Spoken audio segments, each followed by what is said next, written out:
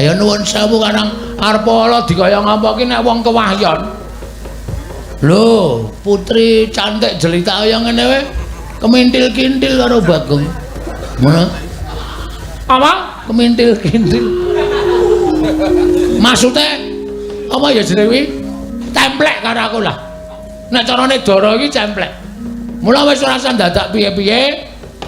Sampeyan saiki bali, nek perlu Sira Prabu Duryudana mangaturi priksa. Nek teng mriki pun wonten maling sing iso ngewat marang Dewi Banowati, sing bakal mulyake Dewi Banowati. Oh, ora lole-lole. Iki serius. Loh, nek kowe dadi maling ana Negara Astina, aku wajib nyekel karo kowe. Aku wajib bondo tanganmu ngrincung sing maleboke pakunjaran. Yen perlu kan nampa pasiksan, mergo kowe wani ngewat marang Putri Narendra, garwane Narendra Ngastina. Bagong kowe dibondo bakal dihukum picis ana ing alun-alun negara Ngastina. Ka Mas, batu-batu boyo jumeneng wani ngono lho. Ngayomi karo Piyai Putri kok ming begogok kaya ngono kuwi lho. Kasatriyane nendi? Kewane nendi coba? Boyo jumeneng wani.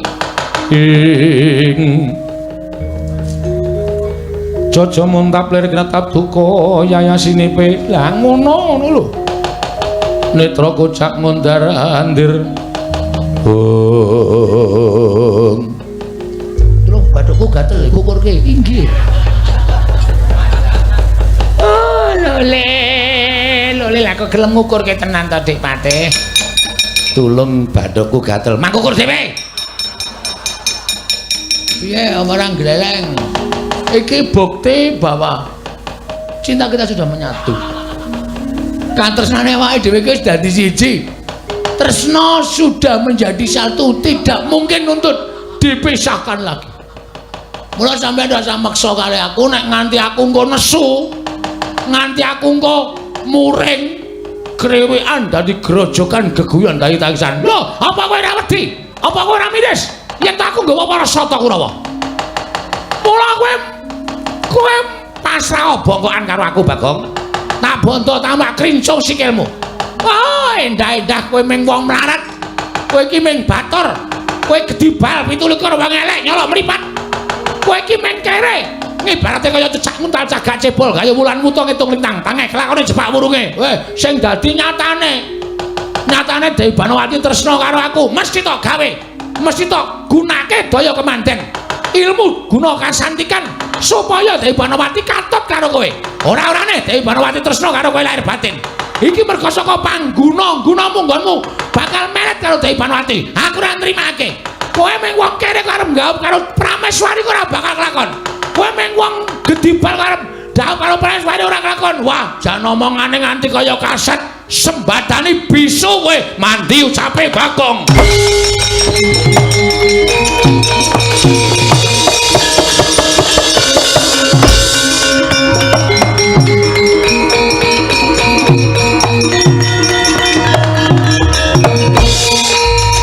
Prabu Baladewa napa sing dingendikake Bapa Durna kababar dadi kasunyatan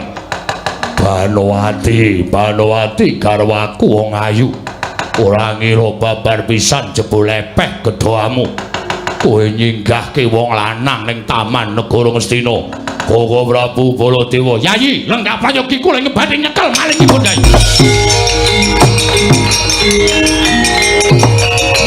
ayo.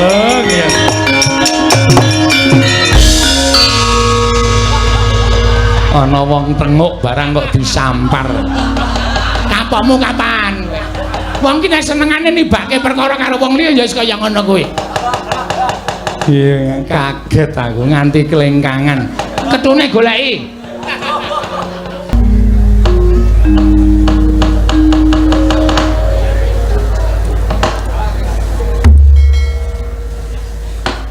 Niwang Sukmana Madin luwih ana sasmintaning sun jagat wasisaning Upadara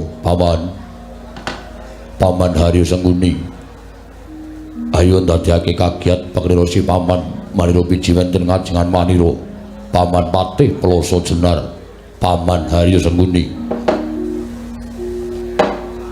kawula nun kira anak Prabu Sakalangkung Gorawalan panampinipun ing ngabdi kepatihan dupi kula tampi timbalanipun Paduka anak Prabu ing Ngastina. Wonten ing Jawi sanget kuwatos ing manah Pindoron Salomba pinanjering alun-alun katempuh ing Samirana kumitera caruk maras nanging sareng wonten ngarsa Paduka tebih saking raos kemarasan wanter sabda pangandika Paduka anak Prabu ing Ngastina nggih kawula ana kepareng kula cemadung dawuh nggih anak Prabu. Paman basa jenar nggih. Katibaran hanggurisi paman ingsun percaya minangka dadi badal wakil ingsun Pranata tata rakiting negari Ngastina Paman Patih Haryo Sengguni. Mula agi matur marang panjenengan ingsun samendhang aja nganti ning karempit Paman basa jenar. Menawi Paduka miji bab tata rakiting praja sadaya boten badhe anguci wani. Para kawula sami sayek saka kapiyakar luhuring nusa bangsa tuwi negari Ngastina medhaipun para abdi prajurit boten kendhat anginipun sesami gradhen olah kridane ngaprang sawanci-wanci praja Paduka katemping parang muka boten badhe anggepok kanca Paduka anak Prabu ingkang bapa ing kepatihan remuk kasawurna putung sumangga kabandhem nonggir kawula nun paman basa jenar nggih ndadosaken suka marwata suta manahipun ingkang putra Ngastina boten langkung kasekecakno anggen jengan dikulenggah madaning datur ya negari Ngastina paman plasa jenar kawula ana inggih anak Prabu sampun boten kirang prayogi pisawanipun ing ngabdi ing kepatihan namung drenan sak sampunipun kepareng kula ngaturaken sembah sumangga ing pangabektinipun ing ngabdi kunjuk ngersa Paduka anak Prabu ing Ngastina. Kula tampi dawa sami-sami paman plasa jenar kasekecakno anggen jengan dikulenggah Paman Patih Haryo Sengguni kasinggihan sabda Paduka anak Prabu ing Ngastina nggih boten kirang prayogi pisawanipun ing ngabdi kepatihan Bawatuna Bapa ing Sukalima sawetawis rawuh wonten negari Ngastina ingkang putra ngaturaken karaharjan tedhak Paduka wonten negari Ngastina Bapa Menembanduna Bapa ing Sukalima. Astakus wala sila bertoba swalu gimbal semorante hawala. Kula nuwun inggih nggih. Tansah pinanganing kawidatan ing sambi kula sawanipun ingkang Bapa ing Sukalima mangga widodone skala sawan kula. Durga mendhak kala sirna. Namung amarga kula ngaturaken pudya pangastawanipun ing Bapa kunjuk ngersa Paduka anak Prabu ing Ngastina nggih. Anak Prabu Duryudana.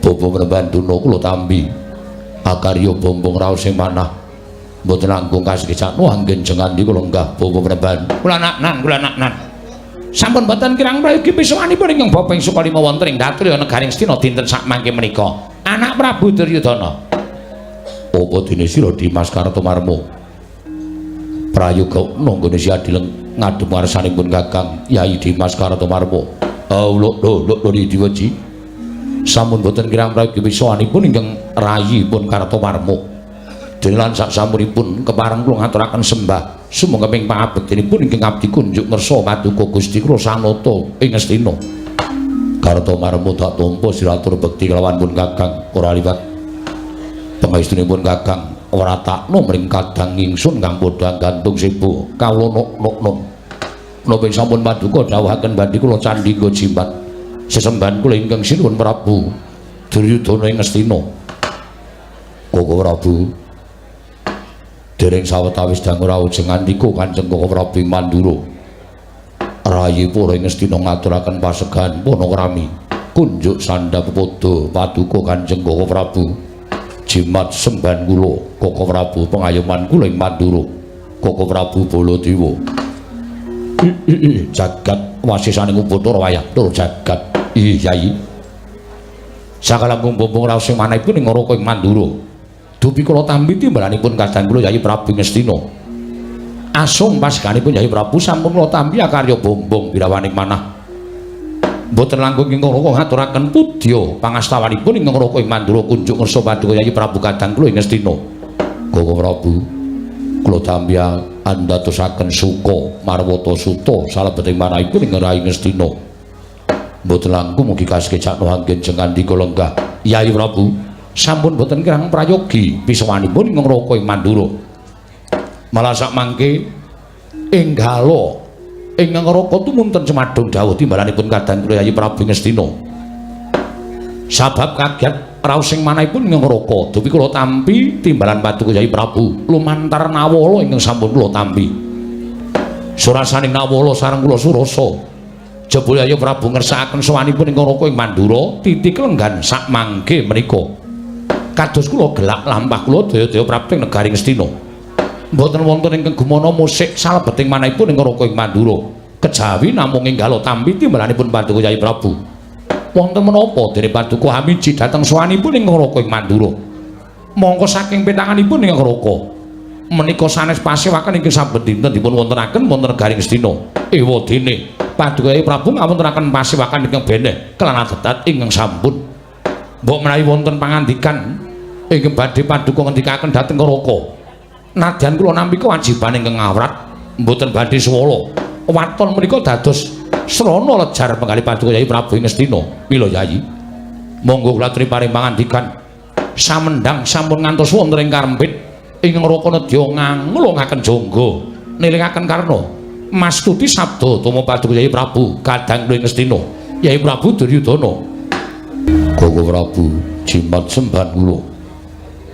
Koko Prabu pangayoman kula ing Mandura. Sarawuh paduka Kanjeng Koko Prabu wonten negari Ngastina persasat. Raos sing manah kula kadidene lumamping wanci peteng kepapak obor sastra biar padang trawangan. Inggih namung paduka mbok menawi ing saged tuwin kewawi damel padang raos sing manah kula. Kula anggen kula ngrawuhaken sengandika Kanjeng Koko Prabu menika babar pisan. Mboten badhe ngrembak babakan kanalindran tuwin. Negari Ngastina mboten kedatengan parang muka. Menika babar pisan mboten. Miwah kula mboten badhe ngrembak babakan para kawula minggahipun kedaton negari Ngastina. Lho, nyuwun pangapunten. Paduka Yayi Prabu mboten badhe ngrembak babakan kanalindran tuwin kedaton negari Ngastina. Nanging sabab menapa? Teka paduka dadak ngawontenaken pasewakan ing kados mekaten menika. Mestinipun paduka Yayi Prabu saged nimbali dhateng Raka ing Mandura. Sarana rembagan catur netra. Krana tumrap kula sedaya para pinisepuh. Kula keparengaken hangembat dhateng raos sing manah kula. Menapa ing paduka raosaken Yayi? Koko Prabu bebasan sampun mepes bayu kang tapis. Sawetawis dinten menika kula paribasan boten gadhahi kegiatan tumlawung hosi ing manah kula. Boten wonten margi ingkang kula angkah kejawi amung margining pejah. Koko Prabu, krana raos kula sampun boten gina kula gesang wonten ing Madyapada. Nadyan kula menika keceh brana pijes, kula menika kagungan derajat pangkat, kula menika nalindra ingkang menang nempak bun-bunane wong sak praja Ngastina. Nanging ewa semanten kasugihan derajat pangkat menika mboten wonten ginanipun. Pangraos kula sampun kepengin anguk-anguk dhateng lawanging pepati. Yayi, nyuwun pamunten. Menawi paring pangandikan menika ingkang sae, jenyatanipun panjenengan menika nedheng lenggah siniwaka. Dipun midhangetaken sangganing para nayaka, dipun midhangetaken sangganing para kawula. Mboten sae kedadosanipun. Menawi ngantos tumlawung penggalih paduka nalindra menika wong kang sinudarsana dening para kawula. Nek ratune wae nandhang susah, tanwandi menika mangke badhe nyempyok dhateng kawontenanipun para kawula. Ingkang tentunipun ugi badhe ngraosaken sisah. Mila Yayi, sampun ngantos paring dawuh ingkang mekaten, tumunten kababarna menapa ta sababipun dening ngantos paduka Yayi Prabu kepareng-paring dawuh ingkang mekaten. Mboten wonten margi ingkang jinangka kejawi namung margining pejah. Lha nyuwun pamunten. Menika wonten menapa Yayi? Menika wonten menapa? Sajakipun wigatos tumraping negari Ngastina. Koko Prabu, wonten dawuh. Panjenengan prisa piyambak paribasan separuning gesang kula menika sampun kula paringaken dhateng Yayi Ratu Banowati. Separuh uripe Duryudana menika sampun kula paringaken dhateng Yayi Ratu Banowati. Tresna kula kaliyan Yayi Ratu Banowati menika ngungkuli dhateng gesang kula piyambak. Mila boten aneh menapa-napa ingkang dipun suwun dening Yayi Ratu Banowati tartemtu kula maringaken sampun malih wujuding brana pijes, sampun malih wujuding brana prabeya. menawi Yai Ratu Banowati menika ngersakaken pejah gesang kula badhe kula caosaken waton dados pemareming Yai Ratu Banowati. Lah inggih kula ngertos. Lajeng nuwun sewu. Menapa wonten lampahan ingkang ngembet dhateng garwapun Yai Ratu Banowati? Koko Prabu wonten dawuh. Sampun wonten setunggal warsa menika utawi setunggal candra. Yai Ratu Banowati lagak lagu lagianipun beneh kalaradat ingkang sampun. Lagak lagu lagianipun beneh kalaradat ingkang sampun werdinipun anggenipun ladi dhateng kula sajaipun sampun boten lair batos.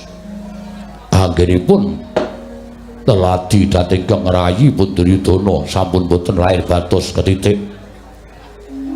Awis-awis Yai Ratu Banowati munjuk atur dhateng Kang Rayi Duryudana pendak-pendak kula caketi wonten kemawon pawadanipun anggenipun badhe nilar pun Duryudana malah sampun mangambal-ambal makaping-kaping Yai Ratu Banowati boten ngrencangi anggen kula kembul dahar. Yai Ratu Banowati pendak-pendak mapan wonten ing patenggan tumuli kula mapan Indra wonten sisihipun werna-werna mawon pawadanipun anggenipun melungani dhateng Duryudana. Monggo menawi kula candhak astanipun semuradi ngipataken Koko Prabu. Sajaipun Yai Ratu Banowati sampun kecalan katresnan kaliyan Kang Rahipun Duryudana. Koko Prabu sampun boten wonten ginanipun kula gesang boten ing jagat. Sampun wonten ginanipun kula mukti ngawi bawa Nyakrawati bau dendha wonten ing jagat. Nadyan kula menika dados Narendra, nadyan kula menika kebegan Brana Picis, nanging menawi kula kecalan katresnanipun Yai Ratu Banowati persasat wastra lungset wonten ing sampiran sarah mungging lautan, urip kula sampun boten wonten ginanipun. Mila dinten samangke Koko Prabu menawi Yai Ratu Banowati boten wangsul kados wingi uni katresnanipun kaliyan Duryudana, kula aturi anuntun dhateng lampah kula pundi margi ingkang pantes anggen kula badhe nglampus diri nganyut tuwuh nilar kamukten negari Ngastina. Koko Prabu Baladewa siang Pantara ratri hamung cipta pukulun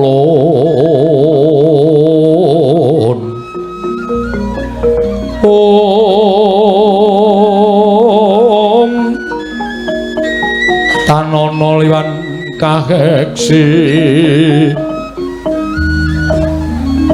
mila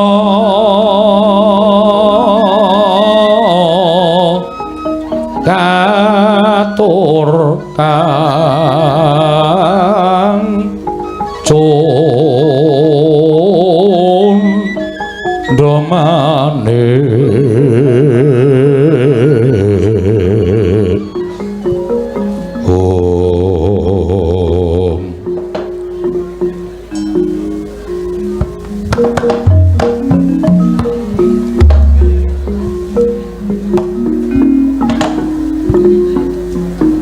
rasa satrageng ulun sumembah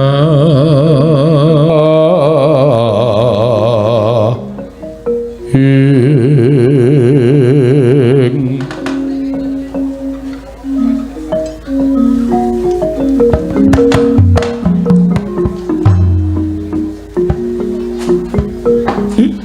jagat wasisaning putur wayah tur jagat ila dalah Yai nuwun sewu.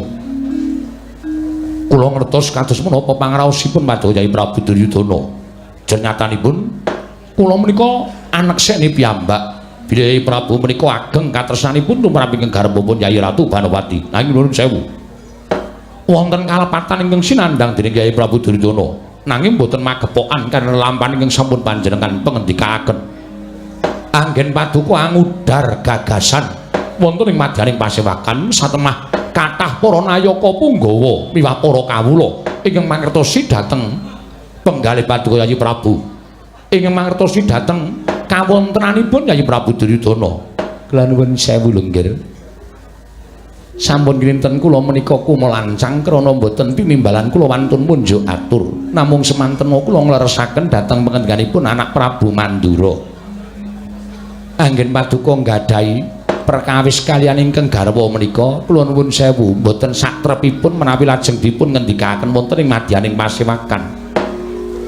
Kula nuwun sewu nggih menika perkawis kula warga mestinipun sak jawining negari Ngastina mboten kenging mangertos babagan perkawis menika. Nanging gandeng sampun kelajeng monggo reruwet renteng menika tumuli dipun udari sesarengan sakmangke sinten ingkang katimbalan supados munjuk atur dhateng ngersa paduka anak Prabu Ngastina. Prabu wonten dawuh miturut pitanganipun paduka Kanjeng Prabu menapa Yayi Ratu Banowati sampun boten tresna kaliyan ingkang rayi Duryudana. Yayi nyuwun pamunten menawi saking pitanganipun ngono ing Mandura katresnanipun Yayi Ratu Banowati menika mboten badhe ical kaliyan paduka Yayi Prabu Duryudana, mboten badhe. Krana kula nuwun sewu, pengajabipun para wanita menika namung kamulyan, ugi katentremaning lair lan batos. Mongko nyatanipun paduka Yayi Prabu Duryudana menika benten kaliyan Nalindra sanesipun. Menawi paduka menika nuwun sewu nggadahi krentek garwa sak liyanipun Dewi Banowati tartemtu saged kasembadan. Jur panjenengan nggadahi wewenang tumraping Nalindra saged garwa mboten namung setunggal wanita ingkang minangka dados sisihan paduka Yayi Prabu Ngastina, namung kemawon jagat menika dados paseksen kasetyanipun Nalindra Ngastina Prabu Duryudana kelawan Yayi Ratu Banowati. Panjenengan mboten nate tumindak ingkang mboten sae kelawan wanita sanes. Panjenengan menika mujudaken satunggiling tiyang ingkang setya bekti dhateng wanita. Inggih Koko Prabu, marmanipun kula sampun prasetya. Jagat menika mboten badhe wonten wanita sanes kejawi namung Yayi Ratu Banowati. Lah inggih menika, lajeng menawi Yayi Ratu Banowati nggadahi sloga ing kados mekaten menika, kula nuwun sewu. Mesti kemawon mboten babagan perkawis anggen paduka sampun mboten tresna kaliyan pun Yayi Ratu Banowati. Inggih, Pamandarya, wonten dawuh menapa ing kedah kula lampahi lan menapa syarat utawi jalaranipun dening Yayi Ratu Banowati kados mekaten menika. Aduh nggih. Kula mboten wantun matur ngersa paduka anak Prabu Ngastina. Mangke ajrih menawi kalepatan. Namung semanten monggo wonten ing mriki kathah para priyagung-priyagung para pinisepuh ingkang langkung pana babagan panggulawenthahing kula warga. Kula kinten kula nuwun sewu lho. Kula warga pundi kemawon menika tertentu nate bendrik, nate kisruh, nate geger. Nanging sak jeg jumlek kula menika gesang wonten ing alam padang dereng nate kula nyumurupi kula warga Sokalima menika padu menika dereng nate. Sami bentak sirah menika dereng nate. Mbok monggo kula nyuwun priksa dhateng ingkang bapa ing Sokalima. Kados pundi caranipun supados antawisipun kakung lan pawestri menika saged sayuk rukun tetunggalan mboten nate paben mboten nate bendrik menika caranipun kados pundi Boduna wonten dawuh nggih kados pundi caranipun supados kula warga menika sae Yayi Ratu Banowati saged wangsul kados wingi-uni kula nuwun sewu ingkang dawuh supados dangu ingkang Bapak ing Sokalima sinten nggih Paman Patih Arya Sengkuni. Dik Patih, pripun?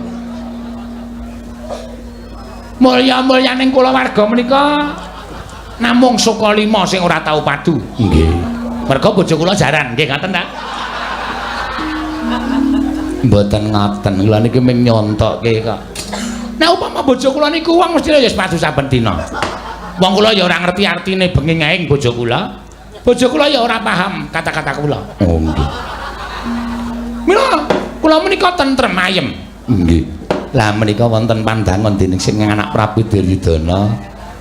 Tingkah lampahipun nuwun sewu, lagak lagoyanipun Dewi Banowati beneh kelan adat saben. Kula nuwun sewu lho nggih. Kula ngrumini pangandika paduka mboten dados menapa. Kakang Premban, piye? Etungane piye lan miturut penemune Kakang Durna kepiye? Luwih-luwih saka paningal batinmu kepiye? Ah, gondhok bleguduk suaru gembol sumarante hawala.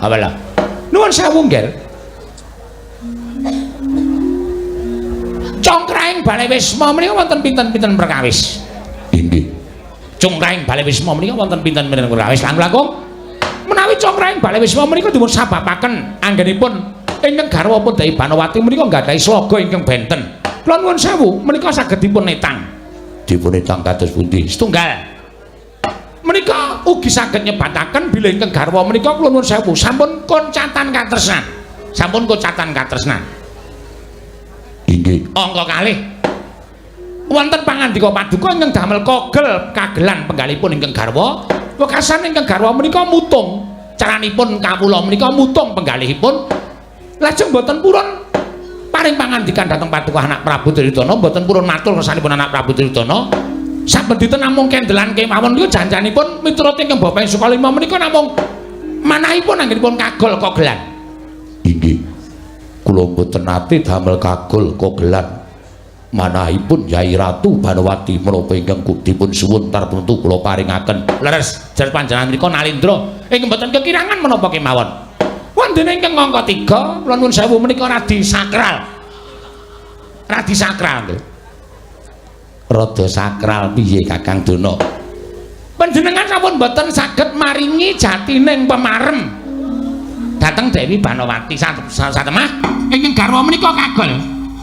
Ingkang garwa menika mangkel manahipun krana pendak-pendak nuwun sewu panjenengan dipun kanthi sumados karonsih satataning jalma priya lan wanita panjenengan saged mboten saged maringaken jatining pemarem dhateng ingkang garwa pun Dewi Banowati. Mbok sing cetha wae Kang. Apa tegese ngono kok jatining pemarem kuwi kersane piye? Dik Pate kowe iki kudu nganggo basa sing kaya ngene iki nek dicethake ndak ora apik kedadeane. Ngono ya. Heeh. Tegese jatining pemarem kuwi. Ngene lho Dik Pate. Piye ya? Durung tekan gone wis ngerem. Lah.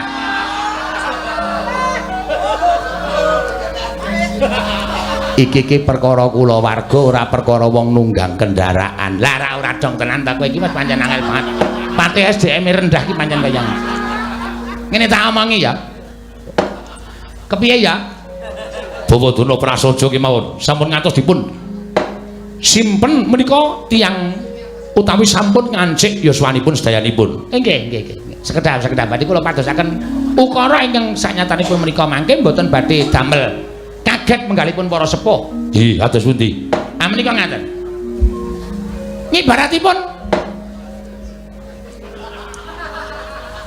tiyang nite kendaraan menika dereng ngantos dumugi papanipun menika sampun mlepek. Businipun sampun boten mletik. Lah menika ateges damel cuwa penggalipun Dewi Banowati. Cuwa ingkang kados mekaten niki menika saged dipun selaki ternyatanipun nuwun sewu tiyang mangun Balewisma menika ugi mboten kok babakan perkawis lahir tok, nanging perkawis batin ugi kedah dipun cekapi jer menika dawuhipun ingkang Maha Kawasa. Yen perkara lahir dicukupi ning batin ora dicukupi menika ugi mboten sae kedadosanipun. Semanten ugi iso nyukupi batin ning lahir ora tau nyukupi menika ya ora apik kedadeane. Batin iso nyukupi lahir ora menehi apa-apa. Njolak njaluk ning ora tau blanja apa-apa menika ugi mboten sae tumraping ingkang Maha Kawasa. Mergi nuwun sewu tumraping ngapercayan menapa kemawon tiyang nambut Balewisma menika kedah saged nyukupi lahir ya batin. Menawi salah setunggal menika mboten saged nyekapi menika mboten sae kedadosanipun. Kula kinten malah kula ingkang adreng tinimbang Yai Ratu Banowati. Mengaten nggih? Inggih. Kok saged adreng? Jamunipun menapa nggih? Lah malah takon jamu. Ngandani kok takon jamu. Bodono. Mboten jamu. Sampeyan ampun sembrono. Niki magepokan kalian penggalipun Yai Prabu Duryudana. Lah inggih menika ingkang angka sekawan nuwun sewu. Mboten nampa kula badhe ngajri-ajri penggalih paduka menika mboten. Tuwun kula mboten badhe mbepita penggalih paduka menika mboten. Piyai putri ingkang sipatipun ngados mekaten menika janjanipun sampun nggadahi tuwuh rasa tresna kalian priya sanes. Lah menika jagat dewa bathara Yai Ratu Banowati dereng nate medal saking kedatun lajeng priya sanes menika sinten? Menika namung ukuranipun utawi petangan kok, Nger. Lan kula pitados Dewi Banowati mboten badhe tresna kalian pira sanes. Sinten ing badhe nyekapi kados paduka nyekapi dhateng garwa Dewi Banowati. Tentu kemawon mboten wonten jagat menika mboten wonten. Najan ming adol bagus ning nek ora iso nyukupi laire kawan kalian panjenengan. Inggih. Nanging nuwun sewu, ciri gethekipun wanita ingkang sampun tresna kalian priya sanes menika wonten. Wontenipun kados pundi? Setunggal. Mboten nate purun cecaketan kalian garwanipun ingkang kakung. Menika ciri gethekipun wanita ingkang sampun tresna dhateng priya sanes tegelipun sampun ketukuran rasa tresna karo wong lanang liya. Menika tegesipun sing wedok ki ora tau gelem caket karo sing lanang. Pendak-pendak dicaketi mesti lunga. Pendak-pendak dicaketi mesti lunga. Inggih. Angka kalih nek arep turu mesti ketap-ketip. Mboten tumuli tilem nanging namung ngumbara angen-angenipun menika ingkang saged dipun wastani wanita ingkang sampun tresna kaliyan priya liya. Ingkang angka 3 menika saged langkung cetha. Piyambakipun munggulaken priya sanes wonten ngajenganipun garwanipun. Upamanipun ingkang priya menika senopati. Tumunten Dewi Banowati matur kang paduka anak Prabu Duryudana. Sinuwun bilih si A menika kasektenipun linangkung. Si A menika kewajibanipun kasatriyan dipun tetepi. Si A menika ngantos wangsul wangsul. Tegesipun ingkang garwa menika sampun gadahi raos tresna kaliyan ingkang dipun sebat menika kala wau. Mekaten. Inggih. Mila, Ger. Perkawis menika monggo dipun taliti langkung permati. Dipun taliti langkung permati. Menawi ingkang garwa gadahi sloga ing kados mekaten paduka kedah samapta ing gati sawiga ing diri tata-tata ngadepi dhateng kawontenan ingkang saknyatanipun, Ger. Anak Prabu Duryudana. Sigra-sigra yen permana kanca sigra ngrake nawang sesangga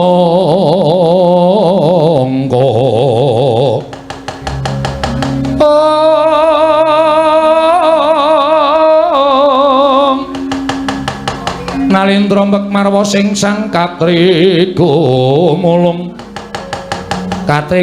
mangrempak ing wadya Purda kurore kagiri-giri Prananggana magawe gelari wang-wang Prananggana magawe gelari wang-wang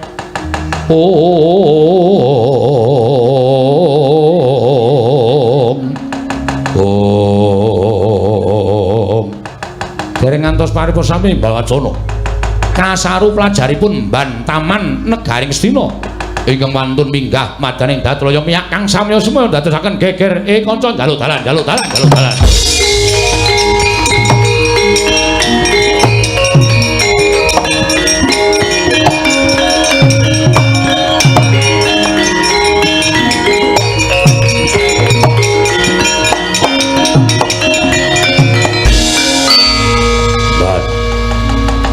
Geger gawe kaget sanggyane para kang padha lenggah eneng apa kowe matur aja gawe kaget ndak sawang kowe mbaning tansah leladi kelawan garwaku Yai Ratu Banowati sewu-sewu karepatan Diagung Pangaksama sinuwun tadah wadana ingkang kathah ngantos mengkis-mengkis anggen kula mlajar saking Taman Negaring Astina dumugi kedaton ing Astina namung badhe munjuk atur biar matur apa ana lelakon apa ing magepokan kelawan garwaku Yai Ratu Banowati kados menapa kageting manah kula sareng kula leladi kalian Dewi Banowati nalika semanten pancen Dewi Banowati menika slaganipun benten kalan adat ingkang sampun mboten nate manjing taman nanging malah dangu-dangu anggenipun manjing wonten ing patenggan mboten nate medal saking patenggan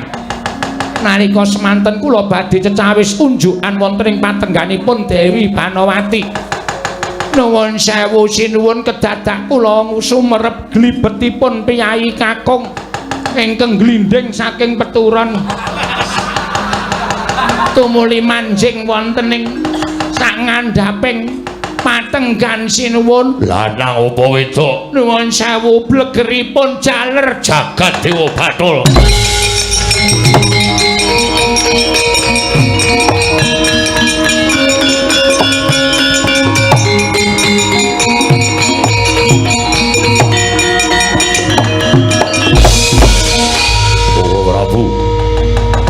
Prabu Baladewa. Napa sing dingendikake Bapak Durna kababar dadi kasunyatan? Banowati garwaku wong ayu. Ora ngira babar pisan jebul lepeh gedhamu. Kowe nyinggahke wong lanang ning taman negara Ngastina. Koko Prabu Baladewa, Yayi, lenggah prayogiku lek badhe nyekel malingipun, Yayi.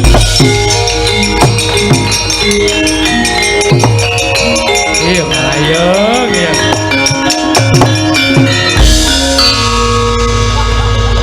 Ana wong tenguk barang kok disampar. Kapokmu kapan? Wong ki nek senengane nibake perkara karo wong liya ya wis kaya ngono kuwi. Iya, kaget aku nganti kelengkangan. Ketune goleki. Lho tiba nendi ya? Nganti coplok ketune barang ora. Nggih. Jagat Dewa Bathara. Uduna. Oh, kula wonten dawuh, Ger.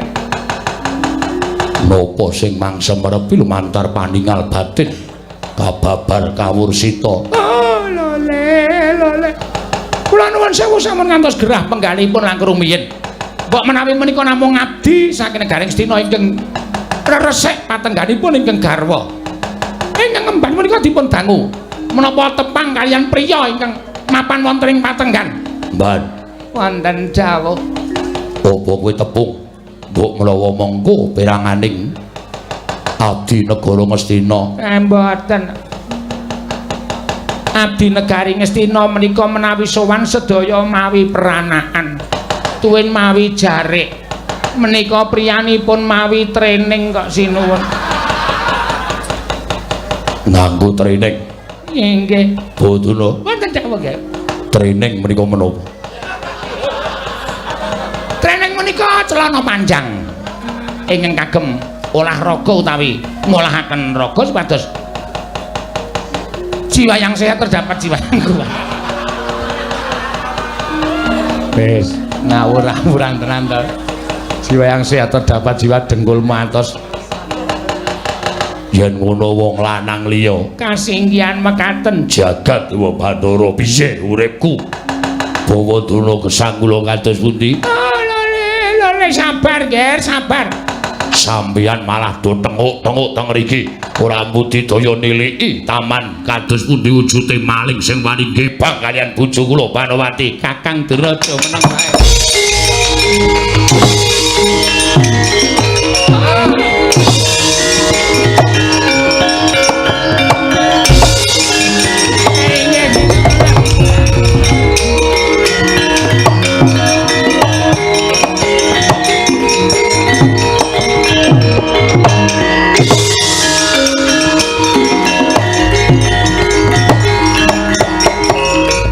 Ya jagat Dewa Bathara, ya jagat Pangestu Ngara Batobat.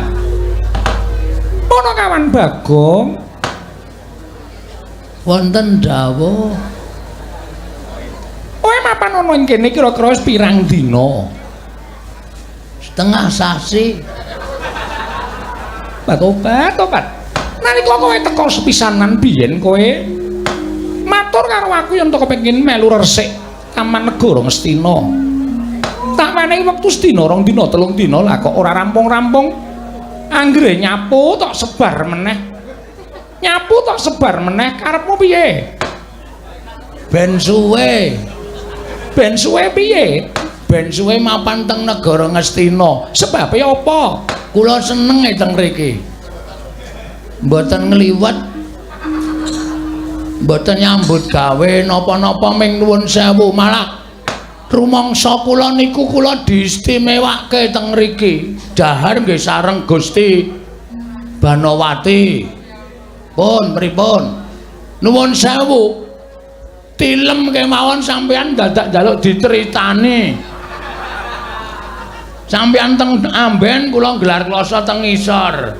Pun bayangke kula nek bengi kaya arep pindah dhuwur e. Obat. Ngono ya? Nggih. Nek mboten ngoten pripun? Ajeng kula tinggal sampean ora gelem. Bareng tekan ngumbahi pun. Sampeyan nek mboten kula sik nguceke ya jarene ora resik. Kula niku kaya ajeng bali niku rasane kaya digondheli ning tidak secara langsung. Sampeyan maringi gawean kula akeh banget niku janjane sakniki kula takoni jujur mawon. Jujur nggih? Iya. Semalam, aduh. Sak suwene niki sampeyan maringi gawean kalih kula niku janjane napa? Lha tak takon.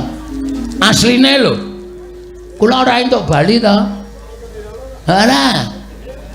Nek hop panjenengan ngendika heeh, nek ora nggih empon kula tak ngukuti sandangan kula tak wangsul. Kula ya tak nyingkirke angen-angen kula sing janjane kaya ngambara ngawiyat.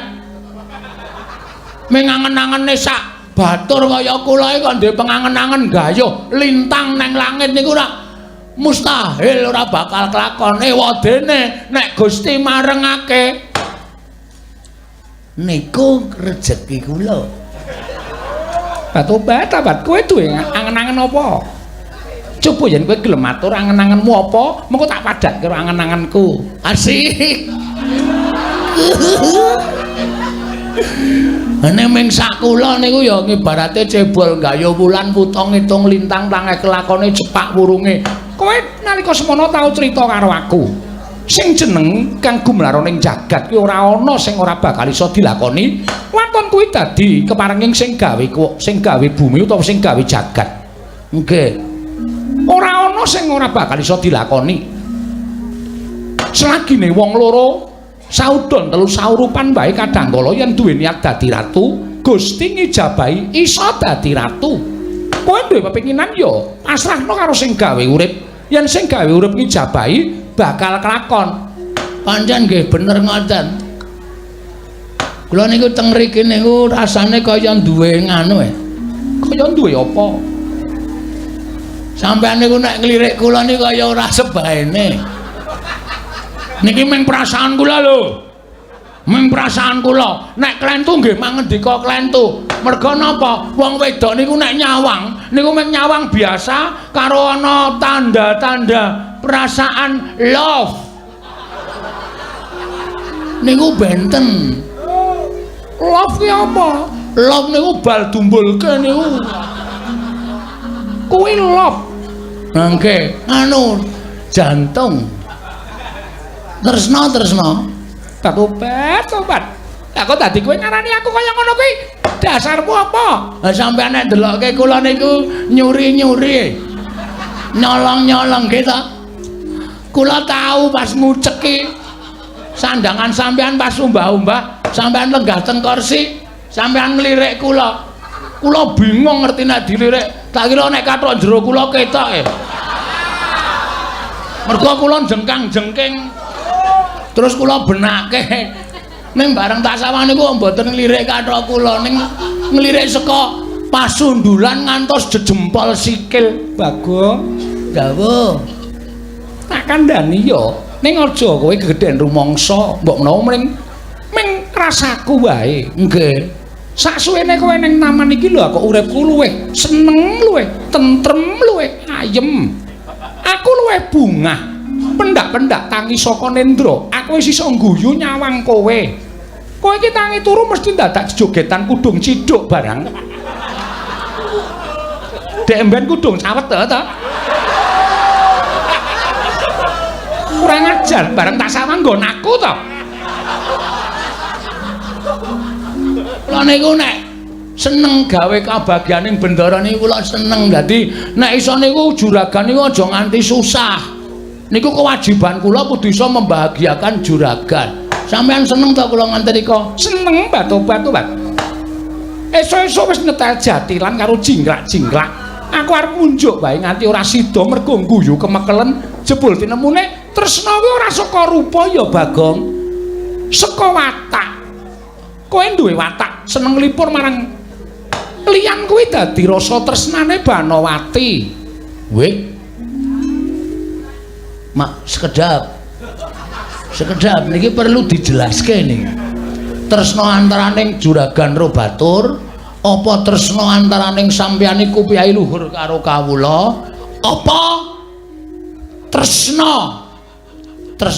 ati lan ati tegesan tegesipun tresnane antaraning ati panjenengan tresnani kula apa anane? Tobat. Nomor 3. Nun. Nomor 3. Mbok sing cecah ngedeg-degi senengane. Tresna sing nomor 3. Tenane. Nganti klerak-kleru lek ngomong edian iki arep nemoni lelakon apa ya aku. Waduh. Tenane. Iya, Bagong tenan. Yakin? Iya tenan. Wis pirang-pirang dina iki tak olah-alik jane aku ya ora percaya. Ing atase Banowati kok tresna karo Bagong ki dasare apa? Ning jebul tresna kuwi ora iso ditolak, tresna kuwi ora iso disingkirke. Tresna kuwi uruping jiwa sing suci paringane sing gawe jagat. Kinodrat Banowati tresna karo Bagong. Wis aku wis bloko. Pak, izin aku. Wong wedok kok ngomongke dhisik.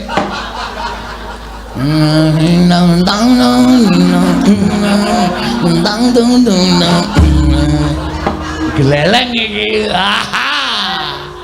Wis cucuk lek ku ngombe ndok bebek.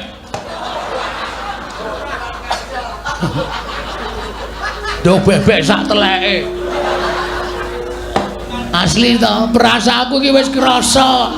Dewi Banowati anggere aku ngepel mesti melu njunjungke ember, mindahke ember. Terus aku ngepel nganggo tongkat kaya osok-osok. Dheke ngajari nyekel tanganku. Bagong, le ngepelke ora ngono-ngono, mujur. Aduh. Anggere sare tak kancani aku turun nang isor, dheke turun nang dhuwur, gayane tangane diklembrehke. Tekan dadaku terus dijine uwi. Ora ngomongke kuwi wegah aku. Isin aku. Ora ngomongke kuwi wegah aku. Nyatae kok. Rasa isin padha-padha gedene kok isin. Kula wis sadar terus tangane tak balekke nang dhuwur, blek. Ngerti aku. Atau tanganku tak balekke nang dhuwur. Lek mundhalke alon-alon. Ngerti ora? Iya ora aku krasa aku. Waduh. Tak ngonoke.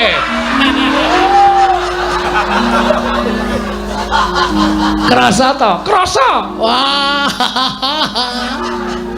Iki ya wis ben ra apa-apa padha gedene. Janten monjo tenan iki. Nek ngoten nggih, kula tak prasaja. Prasaja piye? Kula rek ora mulih niku ya nuwun sewu. Wis ketukulan suket. Wis ketukulan rasa tresna teng ati kula. Tenan apa piye?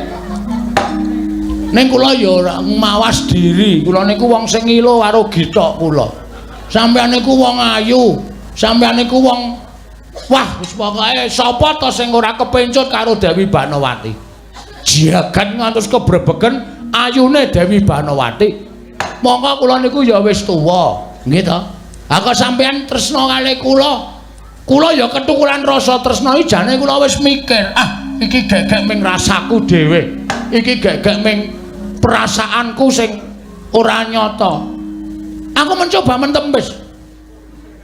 Aku mencoba menepis dengan perasaanku. Kenapa aku bisa kayak gini? Batu-batu iki omongan cara ngendi? Oh iya lali aku. Kaya nek main sinetron ya aku. Aku wis kula niki wis coba mengelak saka ati kula. Ora aku ora mungkin. Aku ngibarate kaya dene cecak nguntal cagak, cebol gayung wulan, utang ngitung lintang, tangan kelakone jepak purunge. Aku sadar diri. Siapakah aku? Aku adalah Arya Kamandanu. Sandiwara kuno radione wis rusak. Heeh. Ae jane men kuwi. Ning bareng sampean bloko, nek sampean duweni rasa tresna lahir batin, jel. Kekuatan atiku terus luar biasa iki. Ning nuwun sewu niki wonten pepalang. Pepalange apa? Lah sampean wis kagungan garwa to? Prabu Duryudana. Wis jelek. Non, aku wis ra seneng. Wong nek wis ra seneng karo ngendine parane. didandan ora kaya ngapa ya ora iso, ora seneng ya ora seneng. Prabu Duryudana sugih. Tentrem ora perkara sugih. Bungah ora perkara sugih.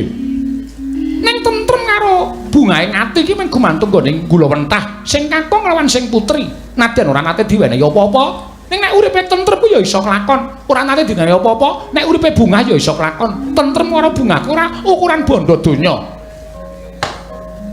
Bagus Duryudana kali aku. Tentrem karo bungah ora perkara bagus. Duwe bojo bagus nek gerus ning ati. Wabrak apa? Apa mek arep digaglaki baguse ku apa piye? Sip. Duwe eleke nek duwe yang eleke nek iso membuat bahagia, ya ta? Iya pancen ngono lho nyatane aku kuwi nek jejer kowe, aku kene dadi jar kowe, atiku seneng Bagong, atiku seneng. Tolong sareng. Boleh gandrung nganggo Jawa wae. Ora iso cah modern e. Kok nganggo Jawa ora. Yo liyane. I'm still loving you. Kuwi lagune sapa? Gita. Gita sapa? Gita Rolis. Ngawur wae. Sapenake dhewe ora. Nembang sing penak ora iso. Ora tau iso nembang swara kula sliring, biring, minir. Ora iso pas karo gamelan. Pokoke sampean wis tenan ngono iki. Iya tenan. Ah nek tenan ya adegane ora ngene iki. Adegane piye? Aku ya ngadeg. Ngadeg ora apa-apa. Entuk. Entuk. Lah nek ora iso ngadeg aku ya ora seneng. Iso. Iso. Iso aku. Padake. Ngadeg aku arepan. Iya lah kene nek ngadeg kaya ngono kuwi gagah. Sesuk traininge ganti, Pak Tobat. Nggon mburi wis tipis banget kaya ngono. Kain kok cetha bokonge. Karang ora tau tak nggo ganti, tak nggo ngosek-ngosek iki dadi kaine tipis. Kaya plastik ta, jerone ketok. Jijik ora. Ngono dipamer-pamerke. Sampeyan ya ora ngono kuwi karo garwa ki sing tata krama, lenggah ngisor. Pak Tobat, aku iki prameswari. Prameswari ya nek mengungkapkan tresna karo Bagong. Ayo. Selak kowe arepan. Oke, ora masalah. Ora gelem linggo ngisor ora masalah. Aku njaluk pamit Banawati. Aja. Kowe aja lunga, nek kowe lunga aku mati. Wah, tambah gleleng iki. Kopi injing wis tak dawuh. Ayo menang dawuh apa? Wis ben kopi. Kopi udu gaman, kopi.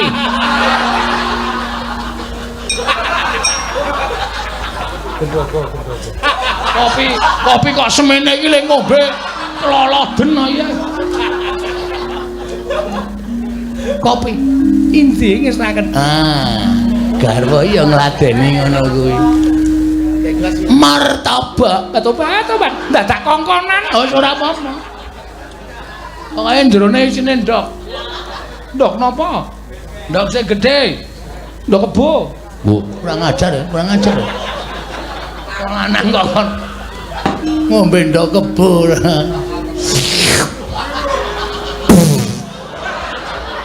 Banawati, wonten dawuh. Kopi apa iki? Wontenipun namung kopi-kopi sasetan menika. Ya tuku sing larang Prameswari kok mung sasetan pula kok ampase setengah gelas dhewe. Gek nang dhuwur. Kopi po lemah. Tobat, nyuwun pamunten lah kok dadi rewele ra jamak-jamak. Sing kecut inggih.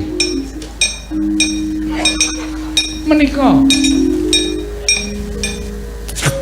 Kok ora kecut? Pak Tobat wis kecut boten wonten dicelupi apa ta apa ngono lho. Kumono kaos kaki.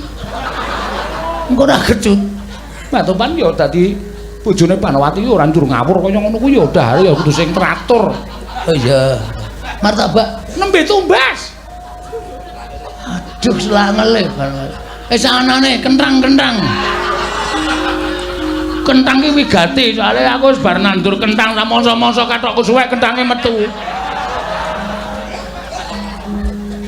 Tobat aneh-aneh wae. Ana ya garwa. Inggih. Berarti ki aku wis entuk bobok dhuwur. Sampun pikantuk. Tenan? Iya. Gek peteng. Barang entuk bobok dhuwur kok njur gek peteng gek lagi jam 09.00 awan kok wis gek peteng. Oh, aku ngantuk. Gawean. Lagi jam 09.00 kok njur ngantuk. Senengane kok Njur padake ora ngerti karo sanepa. Wong ora ngantuk kok dingantuk-ngantukke. mataku abang Banowati, mataku abang. Abang yo men ditetesi. Wah, angel iki.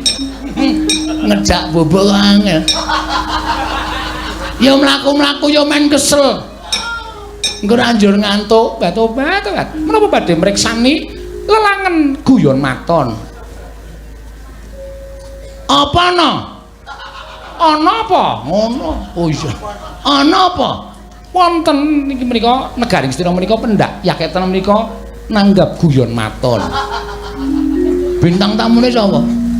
Wonten emban namanipun Tatin. Wah, Bagor Brand.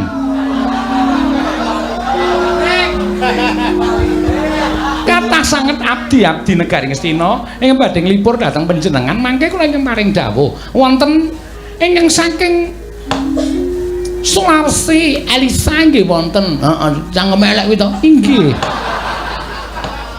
Wonten sinten ingkang semantenipun sae inggih menika Ayu Purwasari wonten sinten ingkang Radi nuwun sewu Radi sepuh ning Ediane Kepati-pati. Sawa? Prastiwi Idolaku kowe. Aku derene karo nganggo kathok ireng to. Tulisane Prastiwi Lovers. Prastiwi Lovers SD Kadipolo 2. Katobat kan tilas kok ditulis sampeyan. Ya ndana ya Monggo kula ndherekaken. heeh. Pokoke wis lho iki nek aku lara, Kula nderek sakit, nek aku mati, kula nderek pejah. nek Prabu Duryodana tekan kene, Menawi badhe ngunjara panjenengan, kula ya kudu dikunjara. Menawi badhe mitura panjenengan, kula ya kudu dipidana. Pokoke supaya mukti supaya mati. asik. Matur nuwun. Yuk, bareng yuk. Monggo. Mamas digandeng. Batu-batu picak apa piye? Picak dengkulmu mlacot. Mengkon gandenge kok padake ndur dianggep picak. Men mesra. Wis men mesra gandeng mlaku terus tangane remet-remetan. Baru mau tangane gedhe banget kok tangan gendruwo. Wegah kon remet-remetan. Remuk tanganku ya abuh kabeh. Yo, mlaku yo. Monggo kula ndherekaken Kang Mas Bagong. Iya, diamon diajeng.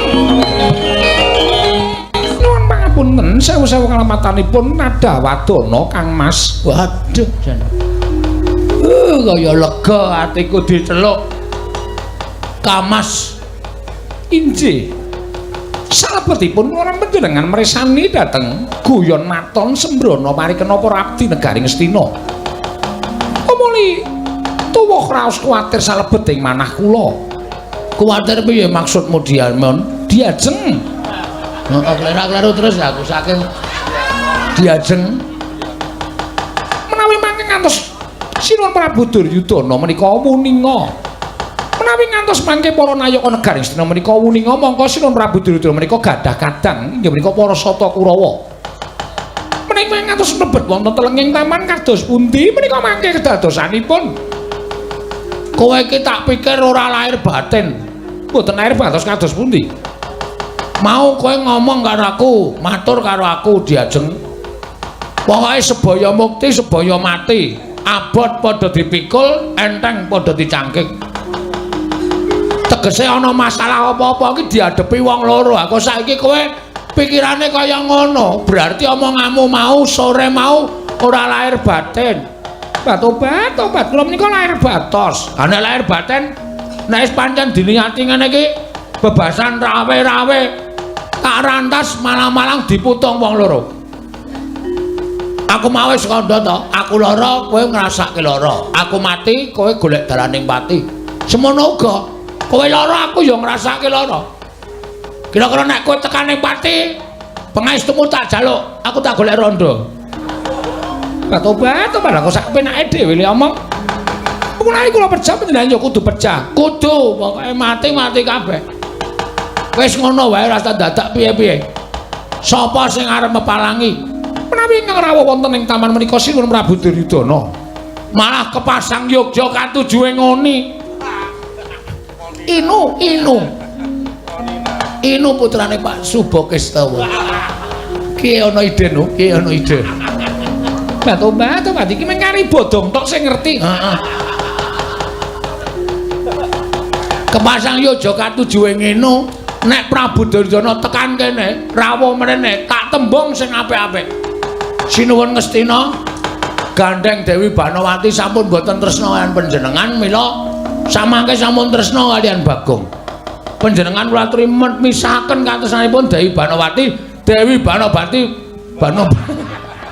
Banowati kok Banobati. Arang kokean batine iki ngene iki. Dewi Banawati badhe kula wengku minangka garwa. Menawi Sinuwun Prabu Duryudana duka, Apa dianggep aku wedi karo Nalendra Ngastina? Tresna kuwi abot. Abote kaya wong nyangga bumi. Mula tresna kuwi adang kala iso ditohi pati. Iki tak ketokke jiwa lanangku karo Dewi Banawati. Prabu Duryudana tekan kene tak tembung apik-apik ora entuk, tak jak glut. Tobat. Kuwi tenan apa piye? Ya mbuh mengko. Tobat lah kok ora maton ngono lho. Wis pokoke dilakoni sik to. Ora apa-apa lah. Mau ngantuk e. Bola-bali kok ngantuk wis teturon saiki ya ngantuk meneh. Tobat sak penake dhewe ta. Kok meng arep kontak ngantuk terus. Amu mau konangan Duryudana. Tutuk-tutuk e, Pak. Tobat sak penake dhewe ora. Dewi Banawati. Kula nuwun sewu Gusti Ayu, kula ngabdi pun Gegawan Durna ingkang sowan mriki. Kok korinipun dipun tutut menika wonten menapa? Nuwun. Assalamualaikum.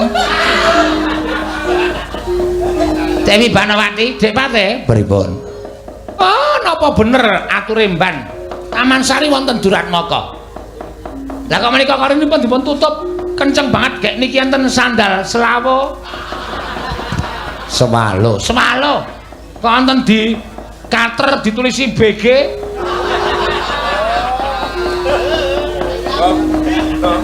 Niki gek Gunawan niki. Ketoke sandale mboten kok njerbebeh sementen gedene. Sandal kok ora ukuran sikil menungso. Niki lho kula jajal lobok ngoten kok. Niki menungsane sikile gedene ra jamak-jamak niki. Dewi Banawati, kula aturi mbuka korinipun Dewi Banawati. Kula ingkang abdi pun Begawan Durna ingkang sowan. Gusti Ayu, Gusti Ratu kula ingkang sowan. Tobat. Pripun menika Kang Mas? Bukake.